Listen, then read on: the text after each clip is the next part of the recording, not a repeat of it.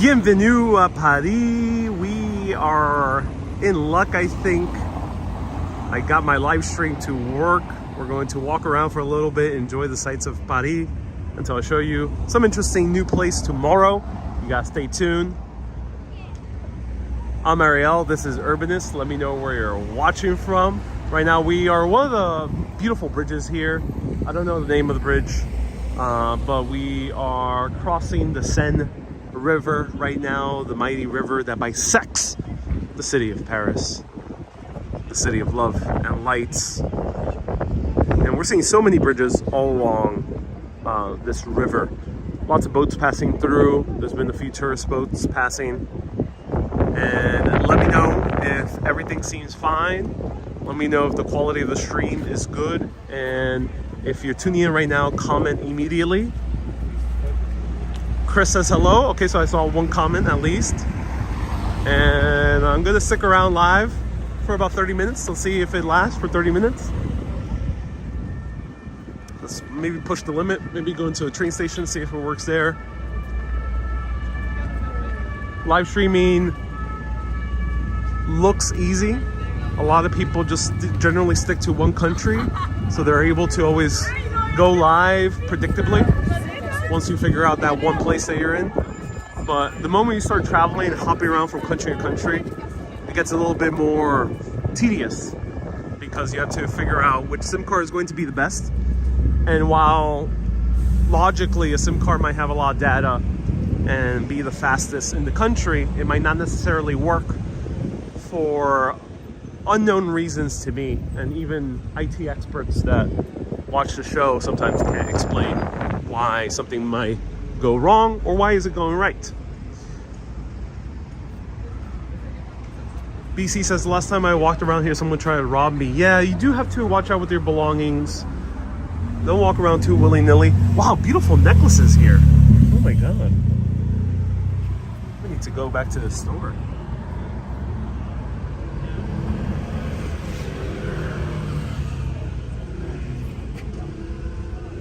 Good prices too, 45 euro.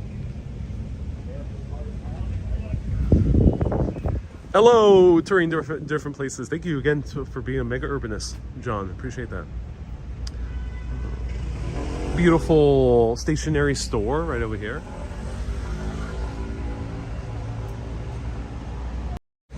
So it seems like it's working. It's amazing. I'm very curious. Let me know if you follow any other live streamers that travel as much as I do. I'm very curious. I gotta check these guys out. There's not that many of us. I think Walk Ride Fly has covered maybe 2 countries, 3. I know Canada and Portugal. And then Action Kid I think only has done US and Canada. And yeah, the Tokyo-based live streamers usually just stick to Japan. So yeah, let me know if you know live streamers who travel more than like 4 countries. I'm very curious.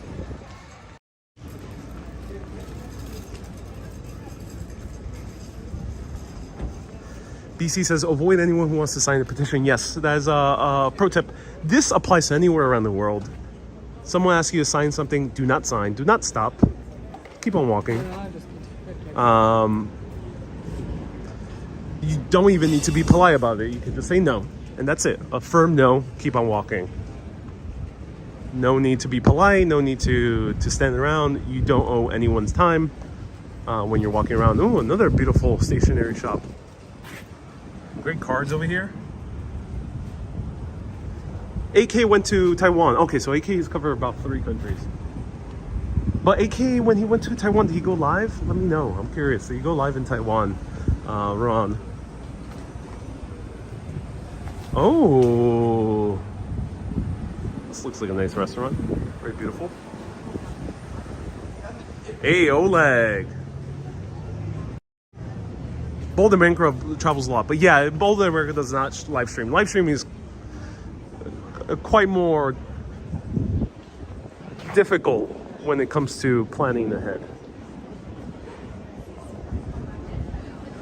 In terms of getting the right signal and finding the right places where you can walk around with a steady signal.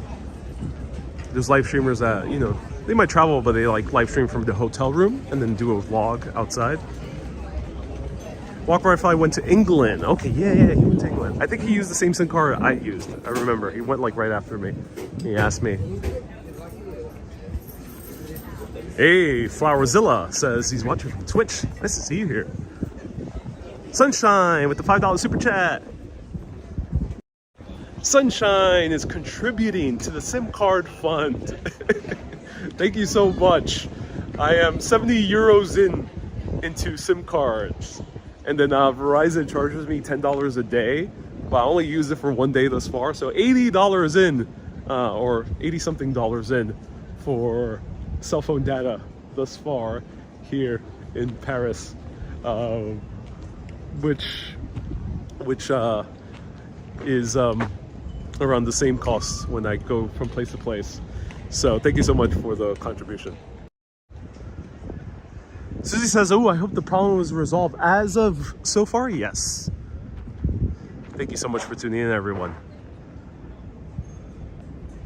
Was that the famous Pont Neuf Bridge an hour, half an hour ago? Jerry, you know, I'm not 100% sure. That's a great question. I gotta learn my Parisian bridges. Pont Neuf should be the oldest one. I think that might have been Pont Neuf. Now this is beautiful. Look at that. Wow.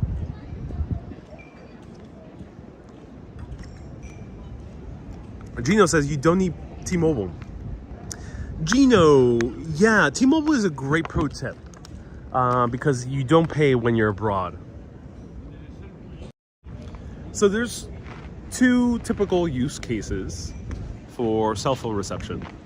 99.9% of the people out there will use a cell phone just merely to go on social media, use WhatsApp or send text or use Facebook Messenger, and to Uber and to Google Maps or use whatever local maps service there is.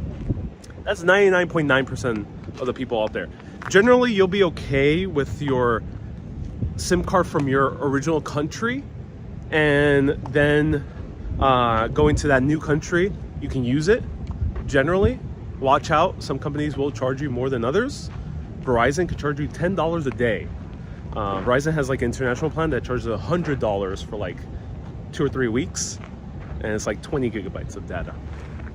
20 gigabytes is more than enough to do the basic things. Uber, Google Maps, maybe take a few Instagrams or so. The other use case is content creators, and then even more so, live streamers. If you're a content creator and you're uploading a lot of TikToks and videos and Instagram reels, then you need a little bit more data. But generally, you're okay with the basic plans. If you go to a new country and want to be sure you have great data everywhere, then buy the local SIM card, but you don't need to buy the more expensive one. But for live streamers, that's different. Live streaming, you require more than just enough 1-2 gigs of data to connect to Uber or Google Maps. You need at least 1 gigabyte per live stream. That's an HD, and sometimes more. 1 hour is about 1 gigabyte. If you're going for 2 hours, 3 hours, 4 hours, 5 hours, 6 hours, 6 gigabytes of data. The second factor is that you actually need fast speeds. So when you go with American SIM card and come to Europe, the speeds will be good enough for Uber and Google Maps. But the moment you try to live stream with a Verizon SIM card, for example, or a T-Mobile SIM card here, you end up the speeds are much lower because the SIM card, the providers of the area provide much lower data rates for anyone using an international SIM card. Same thing if you're a European going to the US, or if you're a EU going to UK, or vice versa. That's why in live streaming, it's always more beneficial to always grab the local SIM card. Unfortunately, there's no service right now where a SIM card works all around the world with high data and high speeds. It's not the case at the moment. And then the third factor is the unknown factors. there's sometimes not compatible. Not every SIM card is compatible, and not every like data reception is compatible with the phone of your home country. So not every SIM card was compatible with my iPhone. And that was the case when I went to the UK and tried 3 out of the 4 providers. So that is the gist of why buying a SIM card as a live streamer is a bit different, a bit more complicated than just using one to walk around. And then Almo says, bring on Starlink. Starlink would be amazing. It's not really feasible at the moment. I hope, cross some fingers. It's getting better every year. Now I can live stream in 1080p HD. It's a great blessing. So I think it's very important, no matter how one might get so frustrated, to remember, I myself as a live streamer, to be grateful that I was able to live stream up a 12,700 foot mountain last year. I was able to live stream in the windmill countrysides of Netherlands and the mountainsides in the mountain towns of Italy. I've done some crazy live streams, so ultimately I'm very grateful for that. But I hope this lends a little bit of perspective as to what I go through as a live streamer. Literally, my live streams might look like a walk in the park, and in this case, it's quite literally a walk in the park. But it's a little bit more than that. It takes a lot more work than that. Now let's continue on with the show. Let me know, what was your favorite live stream that was really far off from a city? I know a lot of people love the city live streams, but what's the one that you loved that we just went somewhere really different? Let me know. Adam says, do you go shopping when you're traveling? Yes, now I do. I used to not be a fan of shopping too much, but now my top souvenir when traveling, I have a few of them. I have tote bags. I love to collect, but they have to be more and more unique because I already have plenty. There is postcards. I collect a lot of them and I send them to Mega Urbanists. So Mega Urbanists, if you want a postcard from Paris this month, send me a message. We already have one person so far send me a message. If you specifically want a Paris one, do send me a message. Otherwise, if I get no message, you might get either Paris or the next destination. And then the third thing I really love to get nowadays is clothes. I love to get like at least one unique piece of clothes. And generally I like to aim for something that I will find only in that country or region, or like a brand from that country.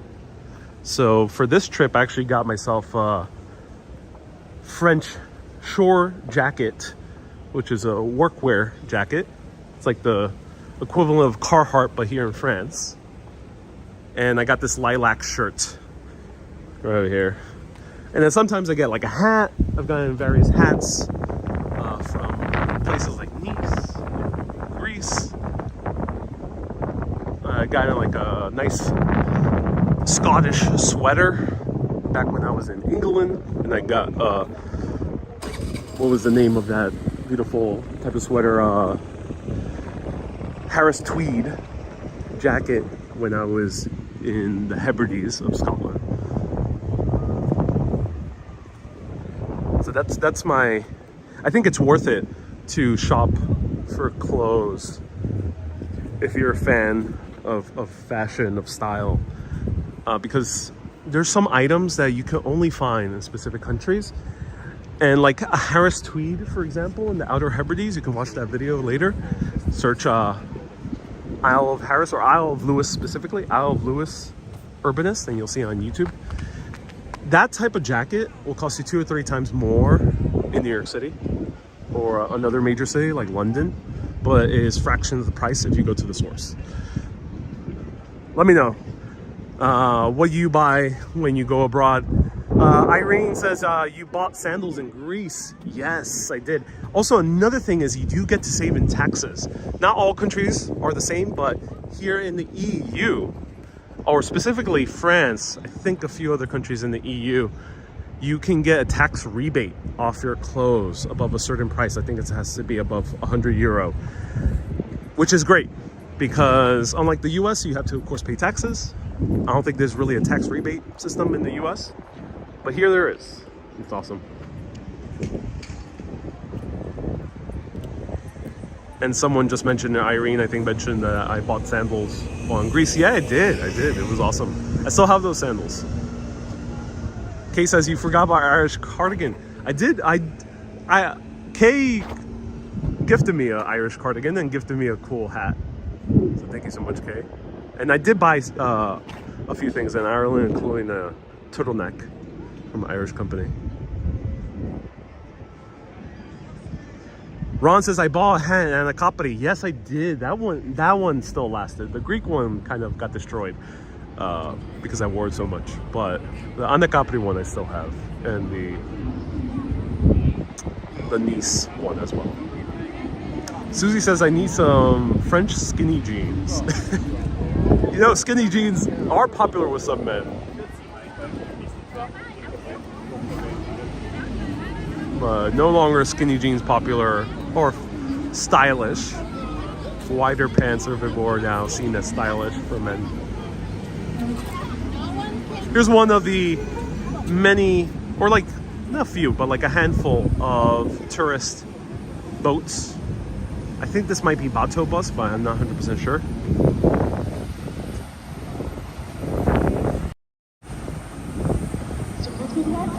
Ron says, Wendy was the one who bought you a hat. Yes, she did. She super chatted a hat for me to buy a hat.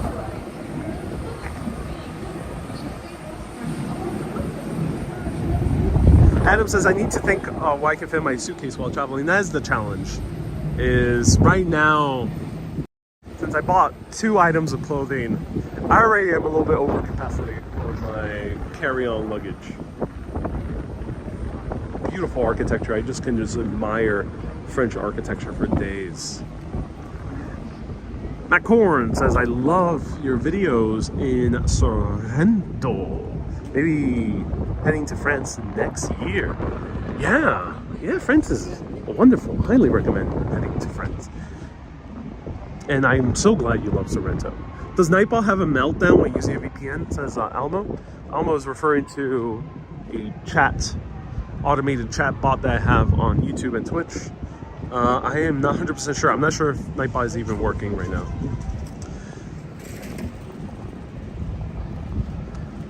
NW says, what do you call a Big Mac? Literally, it's just Le Big Mac.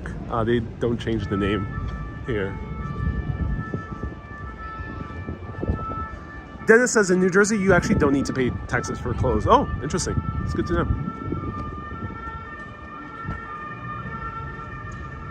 So technically you could drive along the Seine, which is fascinating. I'm not sure if emergency vehicles ever use it, maybe maintenance vehicles. But it is wide enough for a car to pass through. And here we have some police officers attending the call.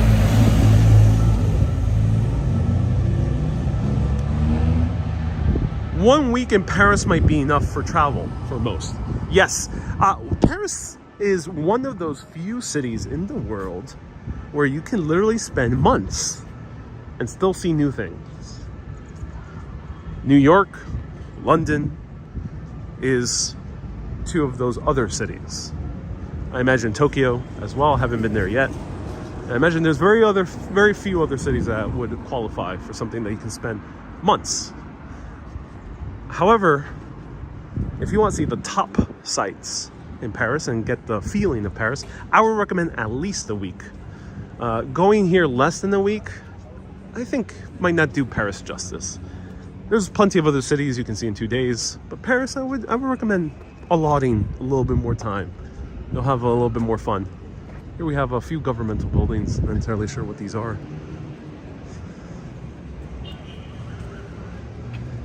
Are you going to be hungry at some point? No, not today. I have quit food. I'm now in a breatharian diet, just breathing. No, I am set for dinner. I have reservations for dinner later tonight.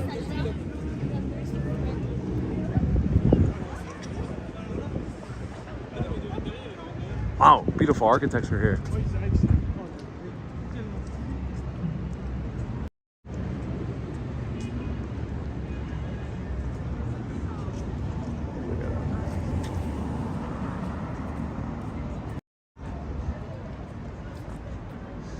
Glory says, what do you suggest in Greece? Athens is a much smaller city.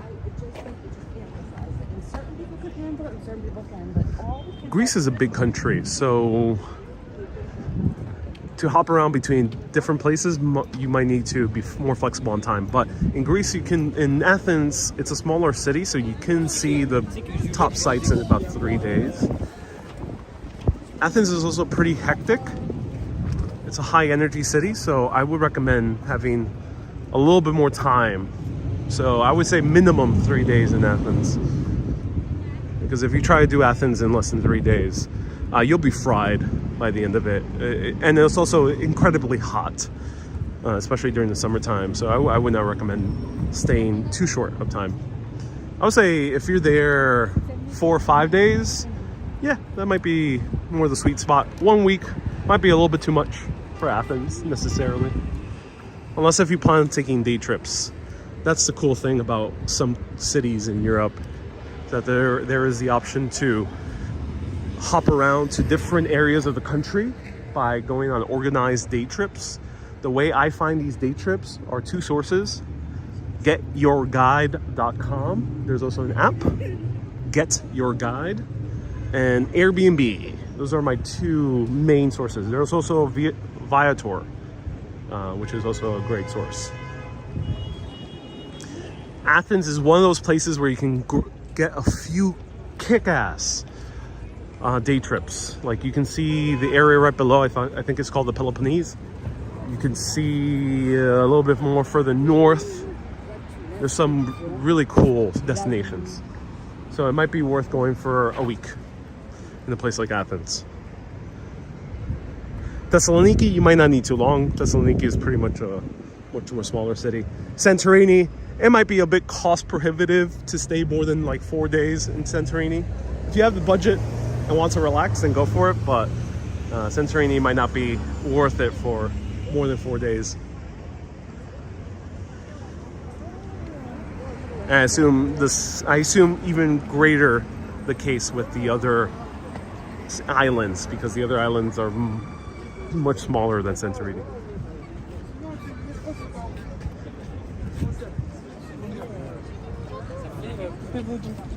Are you visiting the Centre Pompidou?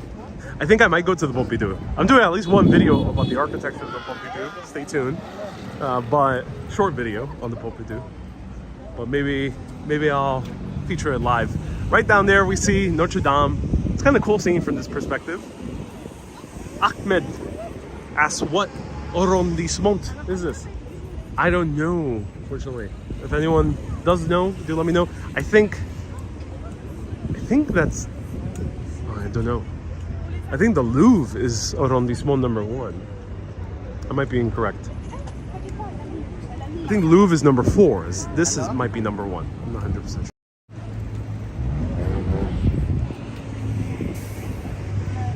Adam says, I'm interested in history, architecture, day tours. Yes. So there's London also is a great city for a day trip. So you gotta keep this in mind when you're traveling. You don't need to stick to the big city. The big city is a great base. Not all cities are created equal. America's not quite as good at this, but definitely in Europe, there's certain cities where you can see the countryside. You can see mountains like the Alps, or you can see crazy beaches and huge, beautiful landmarks that are outside the city using day trips. Really, really cool. So London, Edinburgh was great. I got to see the Scottish Highlands from Edinburgh. You can even do like bigger day trips, like go to Isle of Skye, I think. You can go to like Inverness. You can do a bunch of things from Edinburgh. London, as I mentioned, you can see a whole host of different places in England from London. Paris as well. And then there's also Paris, so you can go, for example, go Versailles. You can go to Chartres, like I did last year. Athens. Let me think what else.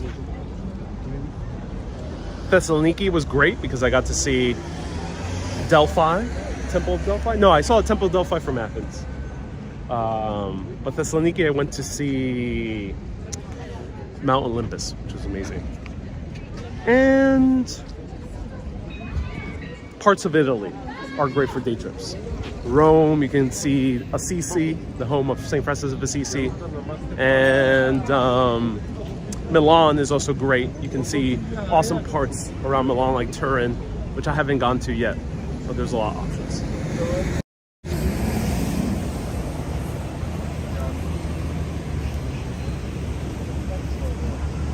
Here we have another police boat.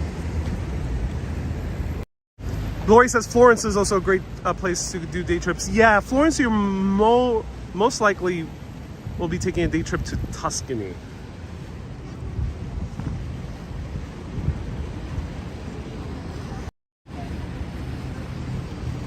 Felix says, are you planning to go San Michel? I went San Michel last year. You can check out those live videos and short videos on San Michel. I loved it. I would actually love to go again. It is time intensive because I have to spend an entire day going to San Michel. So maybe I'll return. Maybe I'll return and actually dedicate more time to Normandy and Britain next time I come to France. This time, no San Michel, but check out the last year's video. Athena, nice to see you here. Does the Seine smell bad? No. It smells a bit cleaner than parts of the Thames or the East River in New York. Thoughts on eating at Michelin star restaurants, says Sean. In my opinion, it's worth it. Michelin star restaurants in Europe, especially in France, will cost you a fraction of the price than a Michelin star restaurant in the US. So I loved eating at Michelin. I went to one in Avignon. It was a one Michelin star restaurant. I spent 60 euro for like 5 or 6 courses and like 2 cups of wine. Oh, it was amazing. So highly recommend it. I forgot the name of it right now, but yeah, go to a Michelin star restaurant if you can. Of course, check the prices before you go. Some of them can be extremely expensive, but generally Michelin star restaurants in France have been cheaper than the ones in the US. Italy, I think, is another great place to go. Michelin star restaurants where you'll spend not as much money. Jemmy says the Bronx says hello. Oh, thank you so much for tuning in, Jemmy. I appreciate you. Let's cross through here. Let's wiggle. Adam says, I'm going to a 5-star restaurant in Edinburgh.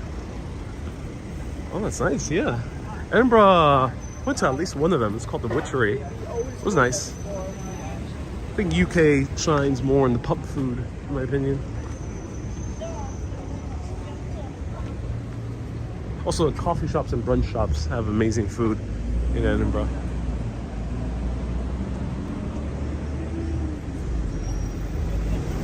Hey, Athena says, are there a lot of rats? No, I have not seen a rat so far. I've been to Paris significantly twice, 3 times already before. 2 weeks at a time each time. So I've spent more than a month, about 2 months in Paris in total in my life. And I've seen maybe one rat, I think, my entire time in Paris. While in New York, I see a rat per day, minimum. Now in New York, I see like 3 or 4 or 5 rats scurrying around. I one time found a bundle of rats just hanging out at a garbage bag in the middle of the street. Nina says, when will you be on your birthday? Oh, you gotta stay tuned. Nina says, remember the sad story last year? Well, you know, it's I wouldn't say necessarily a sad story, but no, this birthday around I'll be spending with family and or friends. Nina says no rats because the streets are cleaner. They are significantly, yes.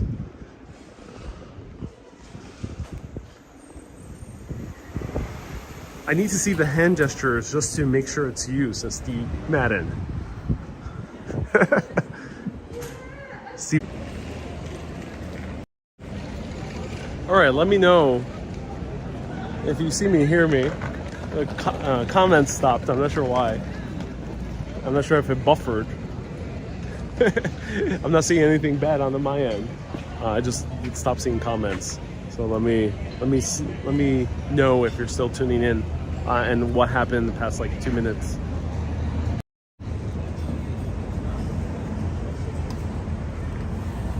One of the metro stops. Kay says I can see and hear okay. Okay, good. What ended up happening in the past 2 minutes? You guys saw me still walking past 2 minutes, or was it just frozen? Ron says it's now working. Okay, good.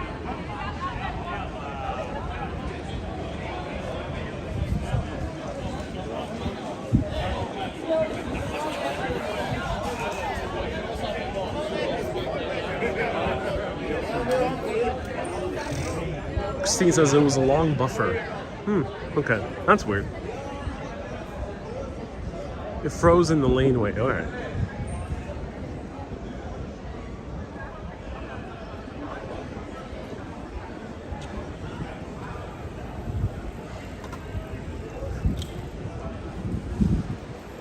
Bubble tea.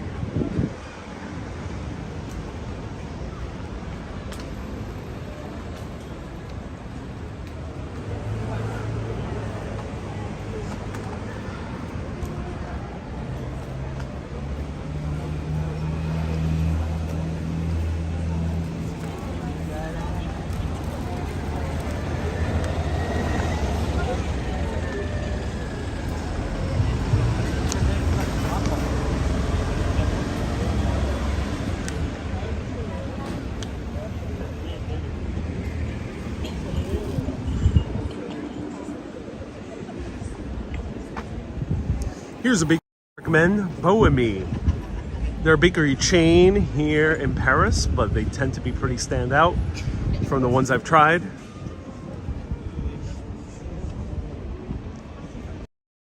Nina says, do Parisians still dislike Americans? I have not found too much negativity from Parisians not liking Americans. Hello, Susan. Nice to see you here, tuning in on. Ron says, Prism now has a new feature to keep the stream going, even if the signal fails. Oh, okay. Thank you so much for letting me know. I'll look into that. So no, I haven't seen too much negativity when it comes to Americans. The thing is, what I encountered in Europe, people sometimes mistake me as being Canadian. And I think I might have not experienced too much negativity because I think sometimes they just assume I'm Canadian. Maybe due to my slight accent and also due to my generally more polite disposition. So I don't come across, I think, to the French as a typical American. But aside from that, when I tell them that I am American, I haven't encountered negativity from any age range thus far. Just be sure to always say bonjour, as I mentioned. Always say bonjour. Say a few words in French, even if they're just the polite words like s'il vous plaît, which means please, and merci or merci beaucoup, which means thanks or thank you very much. And also, what's the other one? Have a good day, which is bonne journée, or have a good night, or good evening, I mean, which is bonne soirée. And if you say those things, you'll be generally okay. They'll give you good service, even if you're American or not. I found that to be the case. Ooh, there's a huge amount of pollen in this specific street.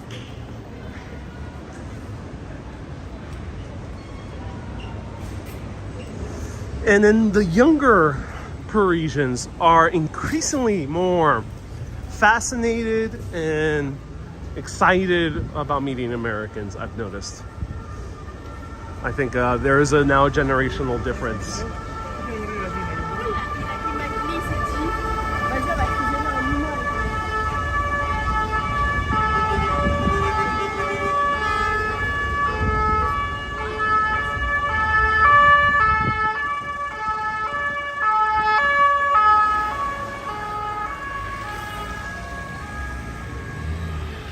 Almost as they learn to love Emily in Paris. Yeah, indeed.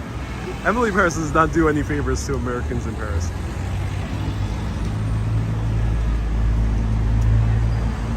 C says, I wish I was in Paris. Yeah, it's a gorgeous city. Highly recommend visiting. You have the opportunity to do so. In the off season, it's more economical.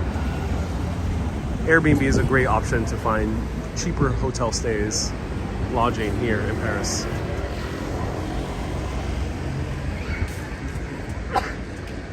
Susie says it wouldn't be Paris without that siren. Yeah, it's a better siren than the ones we have in America. We really have to change our sirens. So yeah, this part of Paris is bustling. I think we're near the Saint Germain area, and yeah, there's always traffic, a lot of hustle and bustle in this area. Food might not be the best here. There's like a place I like nearby called Stroll du Magot. It's pretty good. And then we have a popular museum that we're seeing right in front of us called Musée de Cluny. Not to be confused with George Clooney, but this is the Museum of Medieval Art and Architecture. It's fascinating. Let's walk through this park. This is the park of the Museum of Cluny. Cluny spelled C-L-U-N-Y. Is it open this time? It is. I think they do this to prevent dogs or kids from coming out.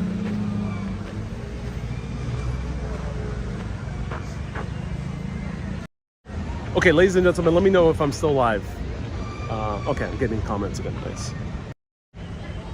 I think here we'll see a better view of the ruins, medieval ruins. This should be a medieval building that we're looking at right now. And then below that was even an older building that was a sauna, a hot bath. I think it might have been the ancient Roman bath. Not 100% sure. I came here a long time ago, back in 2019, and did an entire video about it.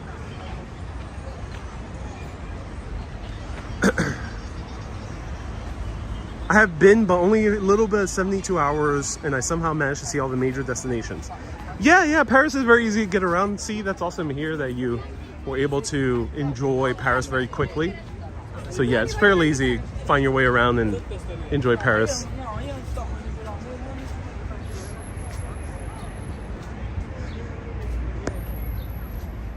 The colors look great. What are you recording with? Asks AMPS. I am using a iPhone 13 Pro to the max extreme. It's a great iPhone. Here's a playground for kids.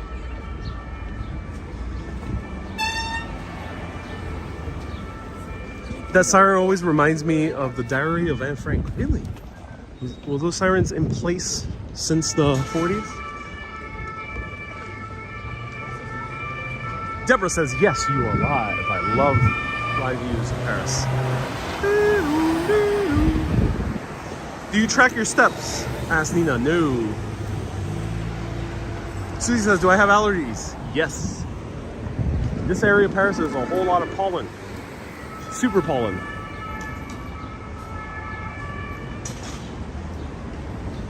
There's a great gent who restores tombstones, says Nicole. He's your twin, and he has the same voices and all. All right, let me know what's his YouTube handle.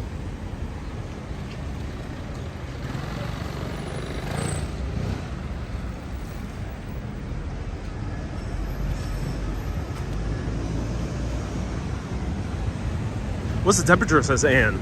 About Oh, 72 degrees Fahrenheit, 71 degrees Fahrenheit. It's good enough to wear a thicker shirt. You'll be okay. I'm wearing a very thick Oxford button down at the moment, keeping me nice. Nice temperature. If I'm in the sun, that might get a little bit too hot though.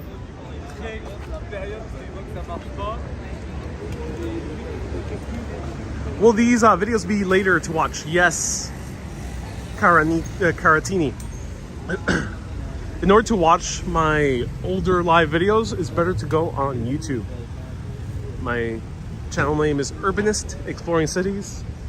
And on YouTube, you can more easily search my older live videos. Just put in the name of the country or the city, and of like a major landmark or a type of activity like food, like restaurant.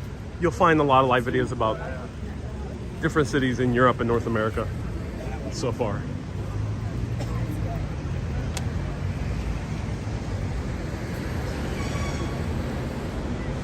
Hey, Rafael! Oi, tudo bem? From Brazil. Welcome, nice to see you here.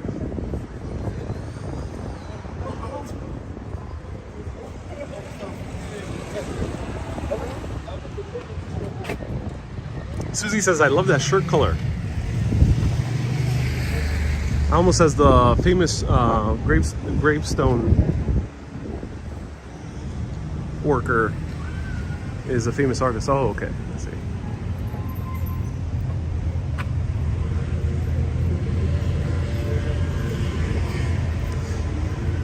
Chandra is asking, is the opera nearby here? No, Chandra, the opera is much further down. It's on the opposite side of the river. So to get to the opera, it will probably take us about 30 minutes by public transportation. Walking might be a little bit longer, maybe 40 minutes, 50 minutes. Monica from Venezia. Ooh, bienvenue. Bienvenuti. But since we're here in France, bienvenue. Bonjour, P. Nice to see you here. Yeah, so Paris is gorgeous. Highly recommend just wandering around, enjoying your sweet time in Paris. And cool thing is, with all the cafes we're passing by, the brasseries and many of the bistros as well, or cafes is another name for them. You can sit down if you don't see any table setting on the tables. If you don't see a fork and knife and tablecloths, then you can sit down without asking the host outside. It's awesome. And you can just quickly grab a drink, a coffee, a beer, a cocktail, wine, or a small bite as well. And it's very casual here to sit down and enjoy Parisian life. Outdoor cafe, it's wonderful.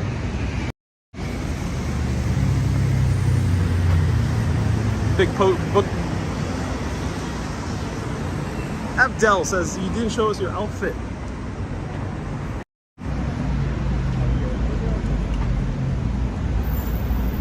Wearing Converse sneakers, high tops, black jeans from Rag & Bone, and I'm wearing a lilac shirt from a French brand called Le Mont Saint-Michel, where I also bought the shore jacket, and it's a really awesome Oxford button down. This is not French style, this is American style button down shirt, but it fits me perfectly.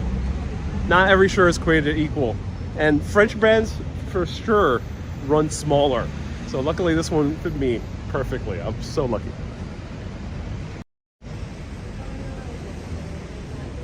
If you do this table without the tablecloth, do the servers take your order? Yes, it will be table service. As I mentioned, Paris here, things go slow. So be sure when you sit down, say hello to the waiter, say bonjour, and say it in French. Even if you don't know any French, you don't really need to know French beyond that. Don't worry too much. But do say bonjour if it's the daytime, or bonsoir if it's the nighttime. And with that, it is enough to start the interaction at a good level, where they'll provide you with good service. It won't be the same service you're used to in the US, but it'll be good service. They might take their sweet time, because Parisians do take their sweet time. And don't think that the lack of attentiveness, don't think that the waiter not coming to you all the time or asking how your meal is them having a lack of attentiveness for you. Sometimes that might be the case, but generally it is because the waiter is just letting you be, which is different from American food culture. In America, generally if you're eating, you're gonna be there an hour, 30 minutes, an hour, you're done, you're out. Here, that's not the case. Here you take your sweet, sweet time dining. If you're a little bit in a hurry, you can, the moment you get the waiter's attention, say hello and order. So just ask them for the check immediately, which I still have to learn how to say fully in French, but you could just say, I would like un café s'il vous plaît and la edition, which means end the check. And there you'll pay immediately. And you can sit down, enjoy your coffee. They won't rush you if you do that. But at least you already paid and you can leave without trying to hail the waiter afterwards. It's very normal to do that. In the US, that would be a bit weird. And they will rush you the moment you pay that check. All right, so one of the best pastry shops is right here. I tried this last summer. La Maison d'Isabelle. La Maison d'Isabelle. I gotta learn how to pronounce French. But it won the award for the best croissant in 2018. Now, I've tried their croissant before. But this time around, to end this live stream at a sweet note, I will try a different pastry. But you guys have to vote on it. What pastry should I try? We're gonna go inside. I'll try one of the pastries. That is not a croissant or a pain au chocolat. Those are very two typical pastries. Highly recommend trying them out. They're classics, but we're gonna try something different. So as I show you the stuff, do vote on it. The more I see people voting on something, I will try that out. Oh, merci.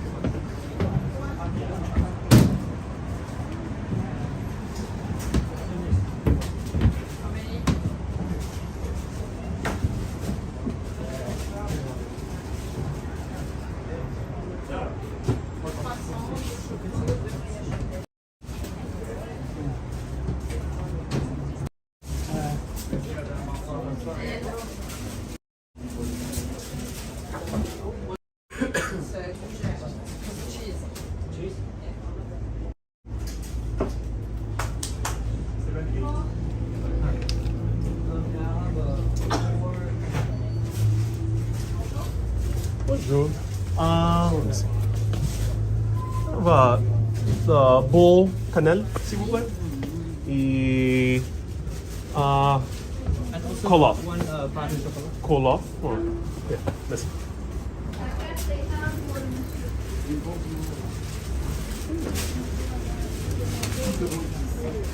And go. Yeah, one. And Badois.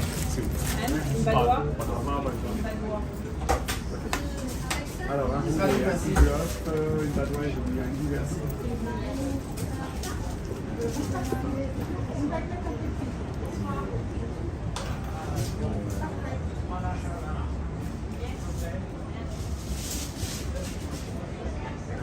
Alors, fixe.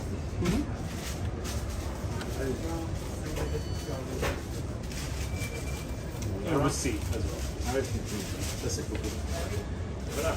Merci beaucoup. Au revoir. Au revoir.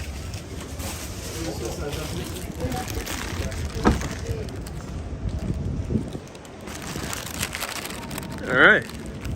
So I got a bunch of random pastries. So the downside in France is they were generally polite, of course, and nice. You saw that. But if I would have hesitated even 30 seconds more, they would have given me really big attitude. Not rude. You might interpret it as rude if you're American, kind of used to the nice smile. But they would have not been as nice. So that's the downside with Paris. They like if you're in the bakery, you got order quick. It's similar to New York as well. There's no bullshit when it comes to ordering. So I couldn't read the votes, but I got 3 random ones I never tried before. So let's see how they are to end this live stream on the sweet note. This is La Maison d'Isabelle, the House of Isabel. And let's try this out. Let's see what they are.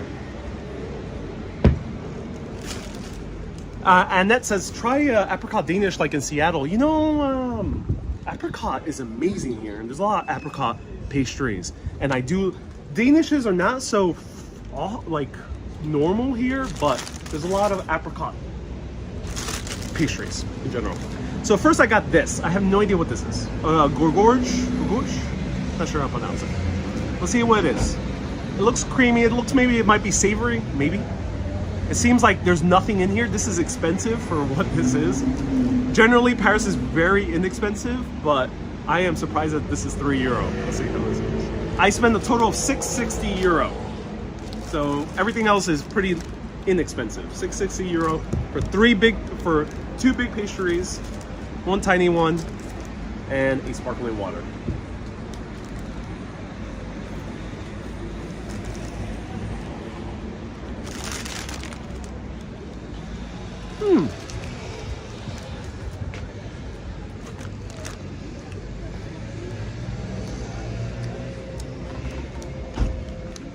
It's good. It's we have this also in America sometimes. It tastes similar to the pão de queijo.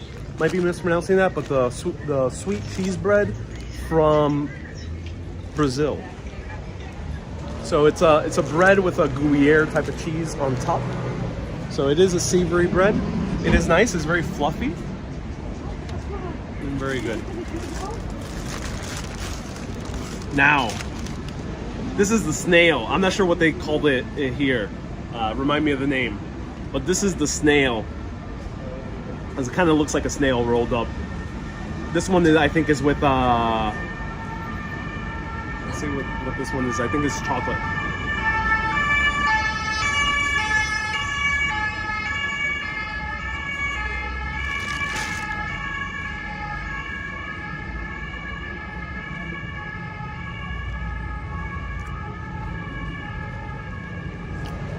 Wow.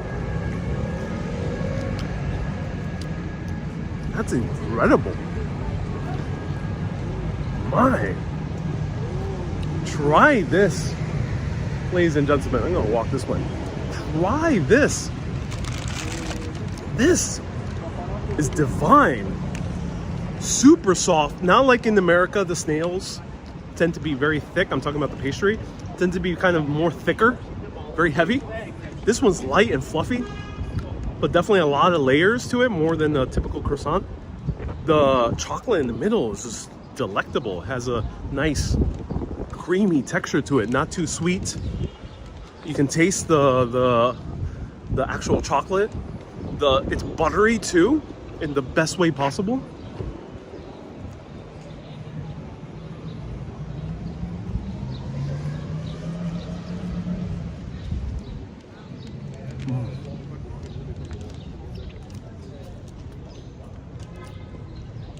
Wow,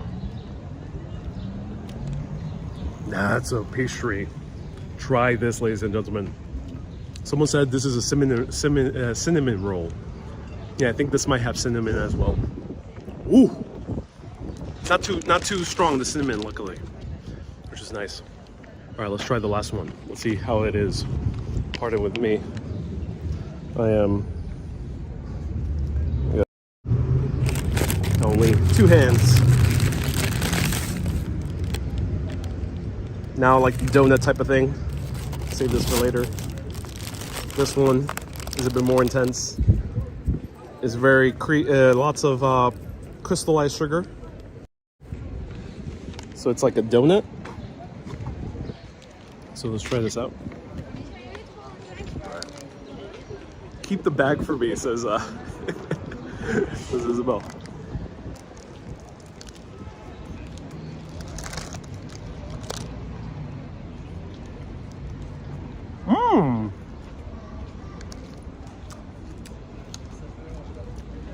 There's raisins in here, but it reminds me a lot of a sugar donut.